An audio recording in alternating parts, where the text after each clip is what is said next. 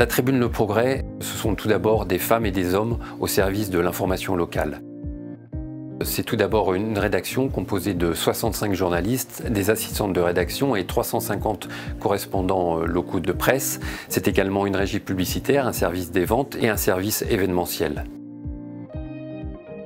Toutes ces femmes et ces hommes partagent la même préoccupation, fournir une information vérifiée, déclinée sur un site internet et sur 4 éditions papier qui couvrent l'ensemble du département de la Loire. Un leitmotiv pour nos équipes, raconter, expliquer, révéler.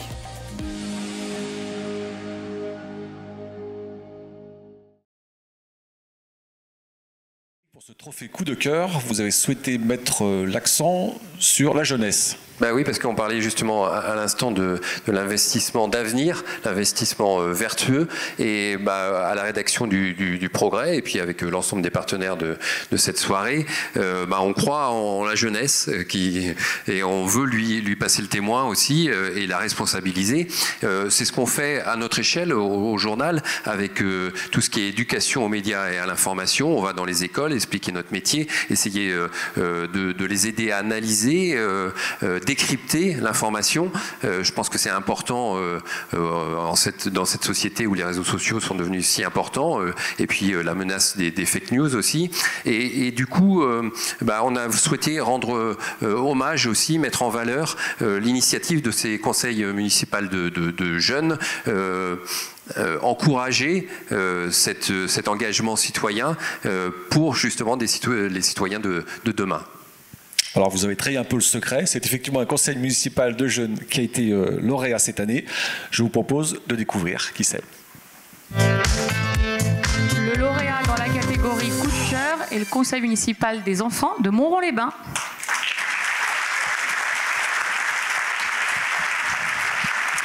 J'invite monsieur le maire à monter sur scène avec son adjoint et bien sûr avec les enfants qui ont leur écharpe.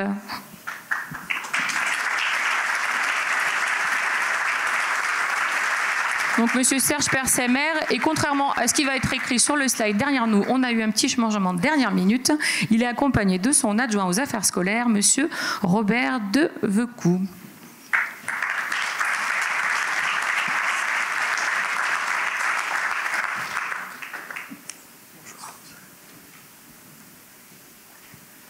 Alors, monsieur le maire, le CME à Montrond-les-Bains, c'est plutôt un projet récent que vous avez lancé il y a quelques années. Racontez-nous. Tout à fait, c'est en 2021, puisque 2020 a été une année un peu spéciale.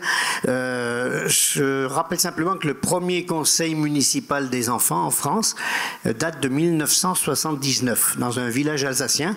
Et c'était en 2021 qu'on a voulu effectivement lancer ce projet, pour justement sensibiliser les enfants à la vie démocratique, à la citoyenneté, et puis faire en sorte qu'ils puissent participer à la vie de la commune en mettant toujours en avant, en ayant toujours le sens de l'intérêt général. Alors, un des gros projets qui a été mené avec le conseil municipal des enfants, c'est un projet de skatepark. C'est ça, sur votre commune? Exactement. Alors, depuis quelques années, il y a eu plusieurs projets. On ne va pas tous les citer depuis ces 3 ans.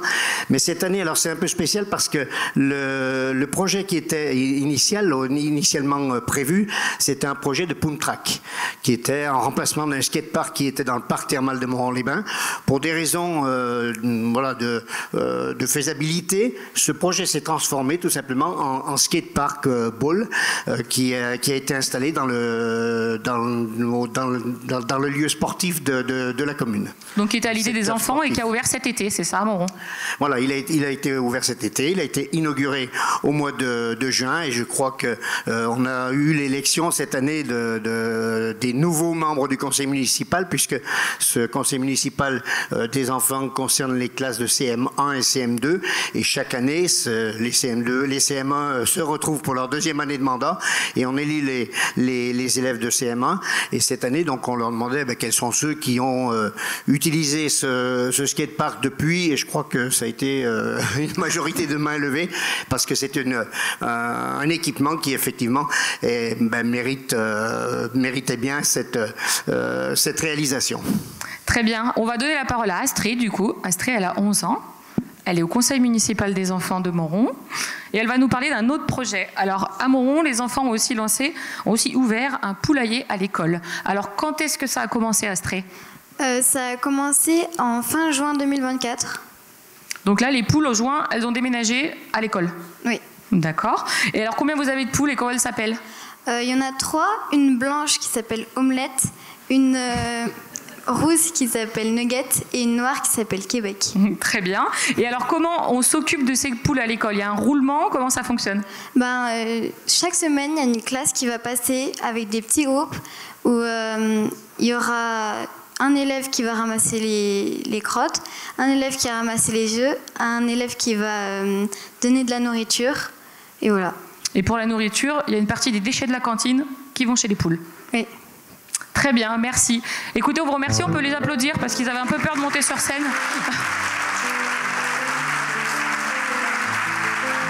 Vous allez récupérer votre trophée. Et on vous laissera aller jusqu'au photocall pour faire une photo avec votre trophée tous ensemble.